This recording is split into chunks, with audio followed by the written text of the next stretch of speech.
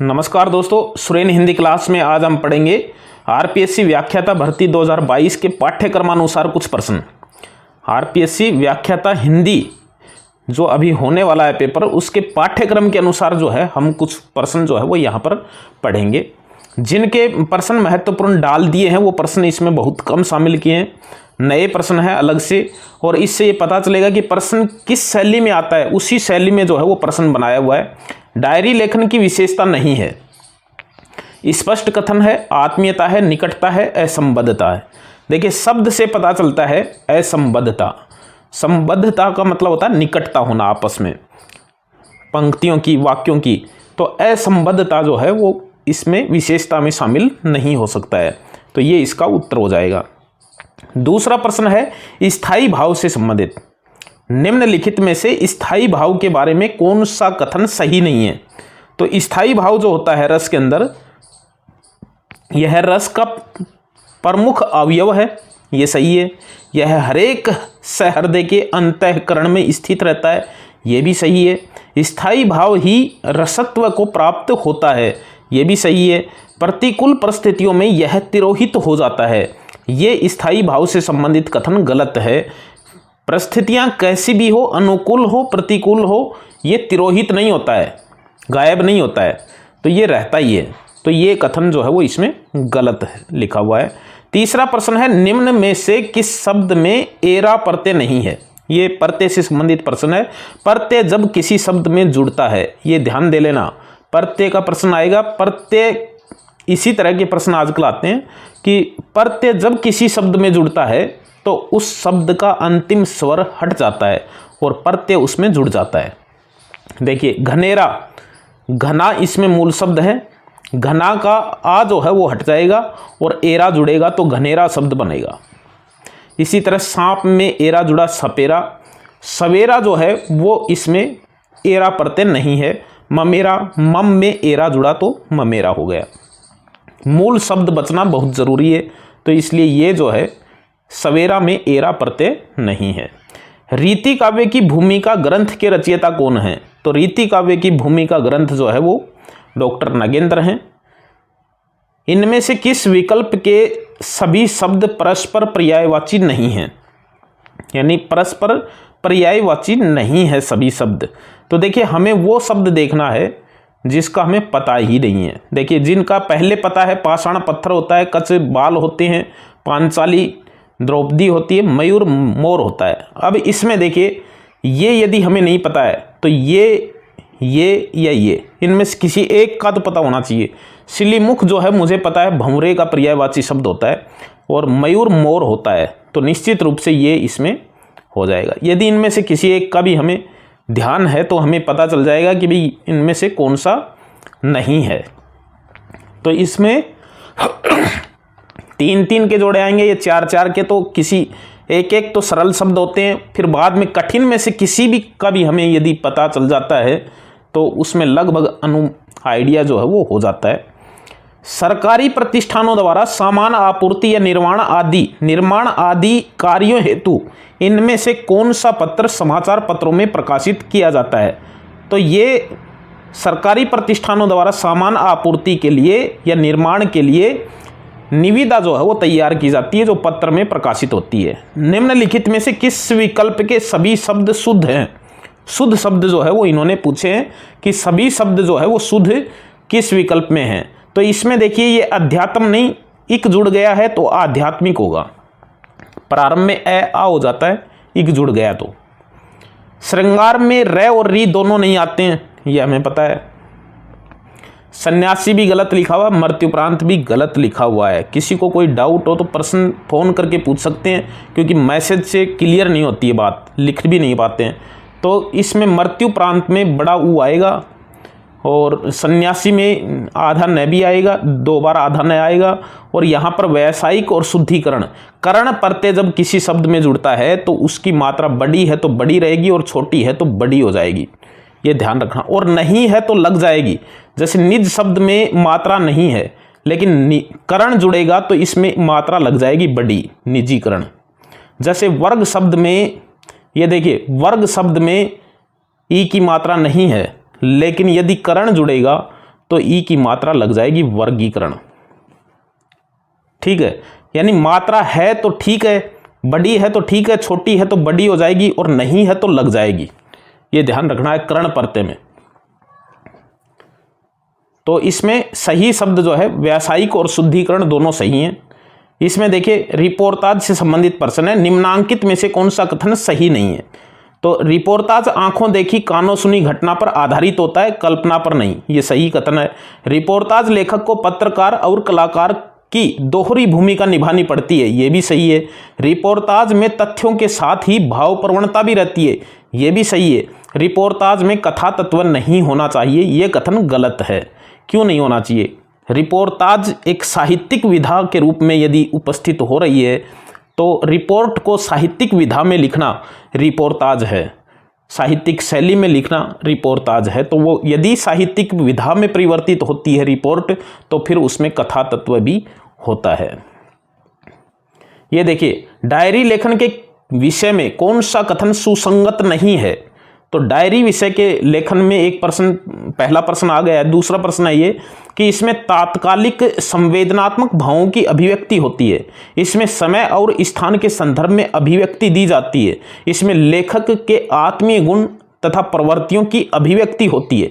इन तीनों में अभिव्यक्ति बताया कि डायरी में किस चीज की अभिव्यक्ति होती है। तात्कालिक संवेदनात्मक भावों की होती है, समय स्थान के संदर्भ में अभिव्यक्ति होती है, लेखक के आत्मीय गुण और प्रवृत्तियों की अभिव्यक्ति होती है, व्यक्ति निरपेक्ष होती है। डायरी जो है इसमें व्यक्ति निरपेक्ष होती है, ये गलत है। व्यक्ति निरपेक्ष नहीं होती है, व्यक्ति से संबद्ध होती है। व्यक्तिगत तो है ही, डायरी तो एक व्यक्तिगत दस्तावेज है, तो व्यक्ति से निरपेक्ष नहीं हो सकती है वो। तो ये कथन इसमें गलत है। डायरी से संबंधित शब्द देखिए, प्रश्न है कि किस शब्द में 2 से अधिक उपसर्ग हैं। इस तरह के प्रश्न आजकल खूब आते हैं आरपीएससी में। इसमें तो 2 हैं, सम है, आ है, आरंभ है, समारंभ। इसमें देखिए ए और वी 2 उपसर्ग हैं। अविस्मरणीय में ए भी है, वी भी है। इसमें देखिए इसमें 3 हैं, इसमें अति और आचार बचेगा, तो आ में 1 हो गया अति। इसमें 2 हैं, इसमें 2 हैं, इसमें भी 2 हैं, इसमें 3 हैं। कैसे हैं? अवस्था में ए एक उपसर्ग है, फिर वी एक उपसर्ग है, और फिर अव एक उपसर्ग है। ये उपसर्ग 3 उपसर्ग हैं इसमें, ए, वी और अव। ये देखिए रस विषय कौन सा कथन सही नहीं है। रस विषय, रस से संबंधित, रस विषय से संबंधित कौन सा कथन सही नहीं है। आचार्य भरत ने नाट्य शास्त्र में रसों की संख्या 8 मानी है, ये सही है। 8 संख्या मानी है उन्होंने, 9 नहीं मानी है। नाट्य शास्त्र में संचारी भावों की संख्या 33 मानी गई है, तो ये 33 संचारी भाव होते हैं। आचार्य भरत ने 8 प्रकार के सात्विक भावों का उल्लेख किया है, ये भी सही है। करुण रस का उल्लेख नाट्य शास्त्र में नहीं है, ये कथन गलत है। करुण रस उसमें 8 में शामिल है। इन्होंने जो आचार्य भरत ने जो 8 रस बताए हैं उनमें करुण रस भी शामिल है। 12 नंबर का प्रश्न है, छंदों से संबंधित कौन सा कथन सही नहीं है।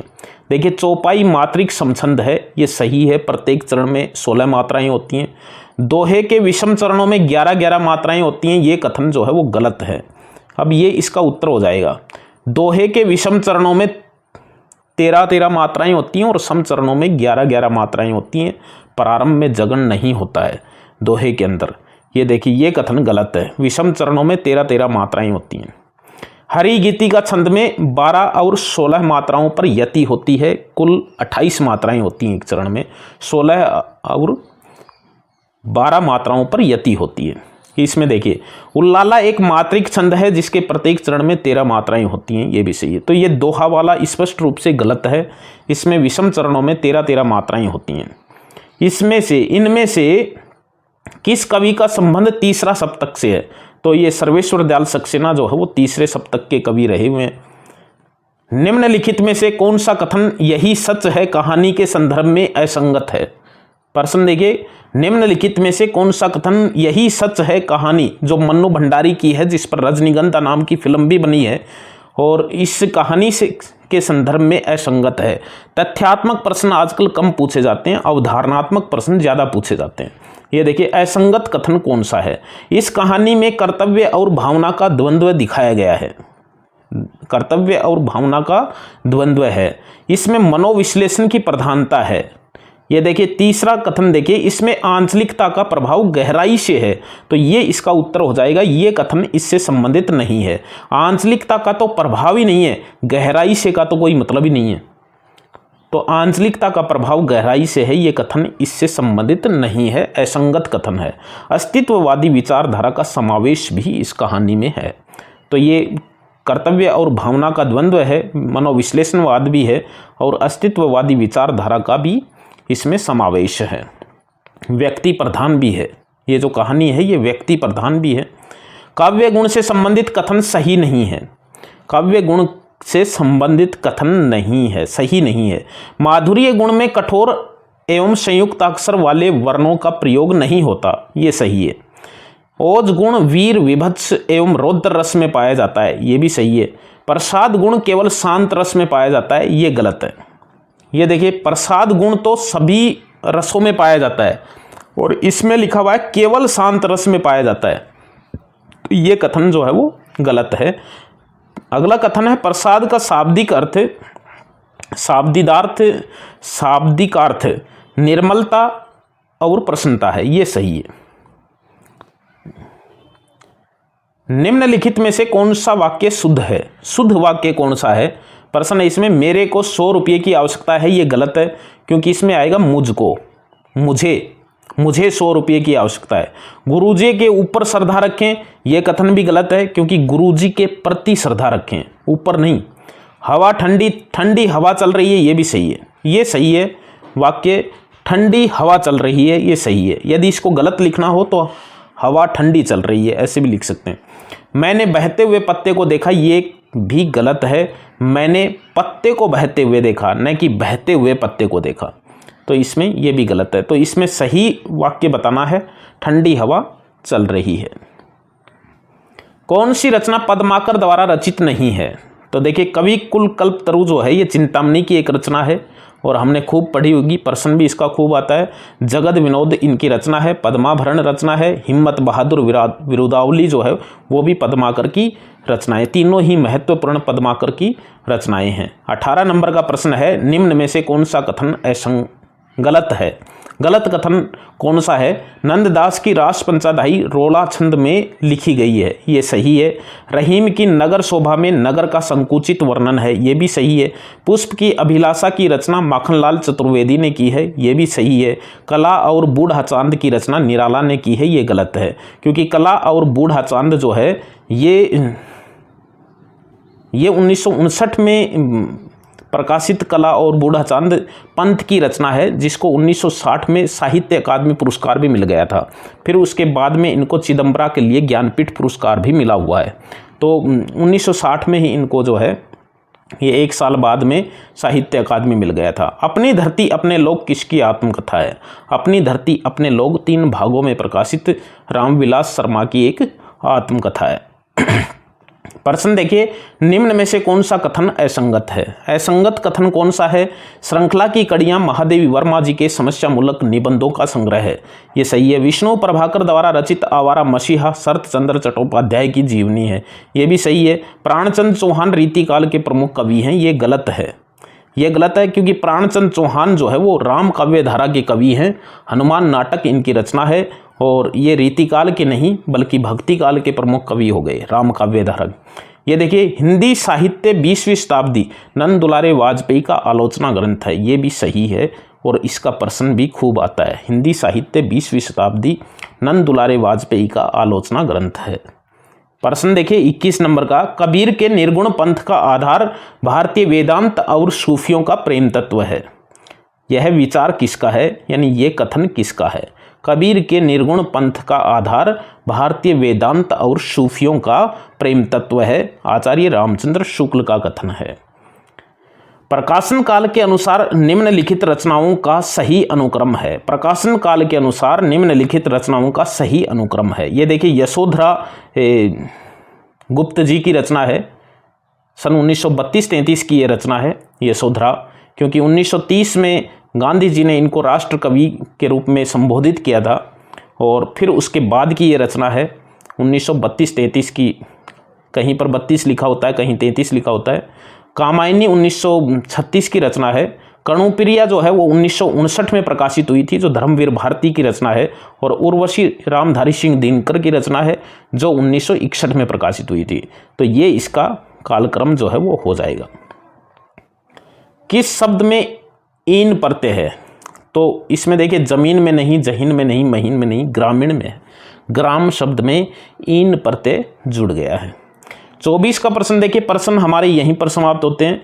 मनोविश्लेषणवादी समीक्षक नहीं है। मनोविश्लेषणवादी समीक्षक में यदि हम समीक्षक या लेखक, साहित्यकार यदि हम देखें तो अज्ञेय हैं, देवराज हैं और इलाचंद्र जोशी हैं। तीनों ही मनोविश्लेषणवादी हैं।